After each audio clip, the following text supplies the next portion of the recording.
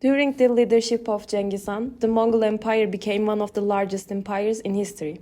The Mongol Empire had advanced military strategies, good planning, and adaptability, which made their invasions quicker and easier. However, despite the fact that Mongols were really successful with invasions, they failed to invade Japan in 1274 and 1281. These attempts took place under the rule of Kublai Khan. The Mongol invasions of Japan were important because there were a variety of different factors that made the Mongols become unsuccessful. Those factors were Japan's warriors, strong defenses, weather conditions. The Kamakura shogunate played an important role in Japan's organization of defense system by using samurai warriors and building walls. The Mongols were better in land wars, but they were not as successful as they were in sea wars. Additionally, kamikaze typhoons were another important effect which led Mongols to fail in invasions of Japan. This video will focus on 3 points: the Mongols' strategic objectivities and political goals, long-term effects of the Mongol invasions on Japan and the region, the kamikaze typhoons, and mythological factors. The Mongols' strategic objectives and political goals. Kublai Khan, the leader of the Mongol Empire, wanted to spread Mongol power in East Asia. He already ruled China and had control over Korea. Japan was the next important target.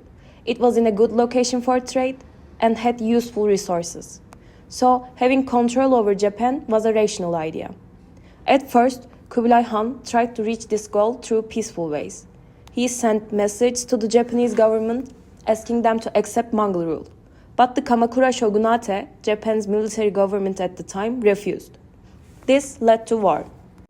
The Mongols sent large armies to attack Japan in 1274 and in 1281. Their soldiers used advanced weapons and strong battle tactics. They were well organized and had help from Korean and Chinese forces. However, the Mongols were not used to fighting on the sea. Their ships and planning were not strong enough for long sea battles. On the other hand, the Japanese were ready. They knew their land well and had strong defenses. The samurai warriors fought bravely to protect Japan. Also, during the boat attacks, strong storm, later called kamikaze, destroyed many Mongol ships. Because of these problems, the Mongols failed to conquer Japan. These failures showed that even a powerful empire like the Mongols had limits. Long-term effects of the Mongol invasions on Japan and the region. The Mongol invasions of Japan in the late 13th century had a significant impact on the country, shaping not only the military side of it, but also social, political, and religious structures during the Kamakura period. Azuma Kagami, an important primary source of its time, provides details about the actions of the Kamakura shogunate and the samurai class, who played a crucial role in Japan's defense. The chronicle demonstrates the defensive force against the Mongol fleet, showing how shogunate mobilized its samurai to protect Japan. Beyond military aspects, Mongol invasions also had a noticeable impact on Japan's social and religious environment. Many people saw the defeat of the Mongols as a sign of intervention, with religious figures like Nichiren Shonin using these subsequent events to support the idea that Japan was under the protection of Buddhist deities. The Shinnon Chokusoku Nichiren Shonin Chugasan is an example of religious artwork that created during this period, reflects their belief by portraying Nichiren and highlighting his instructions about divine protection. Religious interpretations influenced social order and reinforced the idea of protection for the samurai, strengthening their role as protectors of Japan's sacred lands. The Kamakura shogunate also grew more politically powerful after invasions, the samurai class securing a more central role in Japan's governance. The samurai gained more respect and privileges due to their successful defense of Japan. At the same time, members of this nascent warrior class sought to forge patron-client relations with high-ranking members of the district and province-level administration of the state, many of whom had traveled down from Kyoto to take up their posts and were in turn part of patron-client networks back in the capital. For instance, they were granted additional land as a reward for their military service. This shift in power dynamics restructured Japan's social hierarchy, with the samurai emerging as more influential than the imperial court. Religious organizations, particularly the Buddhist monasteries, industries and temples played an important part in the economic life of the Middle Ages, notably during the early stages of feudalism. After the invasions, people's trust in Buddhism grew. They saw the Mongol defeat as proof of divine favor. Mongol invasions gave religious figures an opportunity to strengthen their influence. They embraced the belief that Japan was uniquely favored by its gods, a notion that significantly influenced the nation's spiritual perspective. The invasions had important effects on the social and economic landscape of Japan. In regions like Chikuzen, the way land was managed to change significantly. Local lords began to gain more power as the central authority of the imperial court weakened during the invasions. Effort to defend Japan needed many resources which give and take impacted local economies. As more power and land were dedicated to the military class, balance of power among Japan's elite started to change. The kamikaze typhoons and mythological factors. Throughout history, natural forces have played an important role in shaping the results of major events. One of the most remarkable examples of this is the Mongol invasions of Japan in the late 13th century. Two powerful typhoons, known as the kamikaze, cancelled Kublai Khan's plan. These storms not only saved Japan from conquest, but also left a lasting mark on its cultural identity. The Travels of Marco Polo is one of the earliest Western accounts of the Mongol invasion. The book refers to Japan as Zipangu. Zipangu is an isolated and independent island filled with gold, which was so abundant that a royal place was covered entirely in gold 2 inches thick. According to Polo, the incredible wealth of Zipangu steered Kublai Khan to launch an invasion with a massive fleet led by 2 trusted commanders named Abaten and von Sanchin. Namely, Kublai Khan was amazed by Zipangu's wealth and hoped to seize the island and its treasures.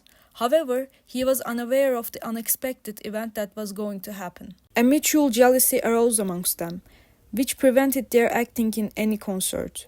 Due to the rivalry between commanders, the Mongol forces failed to capture major cities and were ultimately forced to retreat under the threat of a storm. When the storm came, the troops were ordered back onto the ships to try and wait it out at sea. But this plan quickly fell apart. The wind grew stronger, destroying several ships and scattering the fleet. The few survivors who made it back returned to their Khan, abandoning 30,000 soldiers. Those abandoned soldiers on a small island, alongside the fleet's wreckage, found themselves utterly abandoned and without any hope of return. These invasions were part of an effort to extend dominance over the East. Unfortunately, both invasions failed. The Mongols were cruel in seeking power and their fleet was among the most heavy of its time. However, what the Mongols could not anticipate was the destructive force of nature. The first invasion in 1274 saw a fleet around 900 ships hit by a sudden storm, forcing the Mongols to fall back. The second invasion in 1281, consisting of an even larger fleet, met with a more powerful typhoon that destroyed thousands of ships and drowned tens of thousands of soldiers. Mongol ships that have sunk found on the coast of Japan show just how much damage the storms caused. The remains of these ships provide clear evidence of the powerful kamikaze typhoons and support historical stories that describe how the Mongol fleet was almost destroyed. As Delgado stated in his article, the weapons recovered from the site include bundles of iron arrow tips or crossbow bolts, spearheads, and more than 80 swords and sabers. During one dive, I saw a Mongol helmet upright on the bottom, with fish swimming in and out of its projecting brow. Close to the helmet was perhaps the most amazing discovery yet made: Tetsuhau, or ceramic projectile bombs. Kosuwa has recovered 6 of these from the wreck. They are the world's earliest known exploding projectiles and the earliest direct archaeological evidence of seagoing ordnance. This highlights the discovery of ancient explosive projectiles, supporting the evidence of the devastating kamikaze typhoons and Mongol military technology at that time. Apart from historical and archaeological perspectives, folklore also played a crucial role in shaping the perception of kamikaze. They were interpreted as divine concepts by the Japanese people, which supported the belief that the gods had protected their land. This idea stayed through the centuries and reappeared during the World War II when Japanese pilots adopted the kamikaze term for their suicide missions because of their divine desire to save their nation. On the other hand, Modern scientific research supports the historical significance of these storms. This evidence links the kamikaze typhoons to broader changes in typhoon climatology. By analyzing layers, scientists have confirmed that usually intense storms occurred during the period of Mongol invasions. This research strengthens the argument that Japan's survival was not only a problem of military strategy, but also a result of extraordinary environmental conditions. To conclude, in the 13th century, the Mongol invasions of Japan were one of the most important military events. Even though Mongols had strong military and advanced strategies, they were unable to defeat Japan due to a combination of powerful kamikaze typhoons, Japan's samurai warriors, and strategic defenses. Even if these invasions were not successful, they had lasting effects on Japan. They made Japan to strengthen its military strategies for the future. However, for Mongols, these invasions started their decline in East Asia. The invasions in general shows us how military power, environment, and cultural beliefs can make significant changes in history.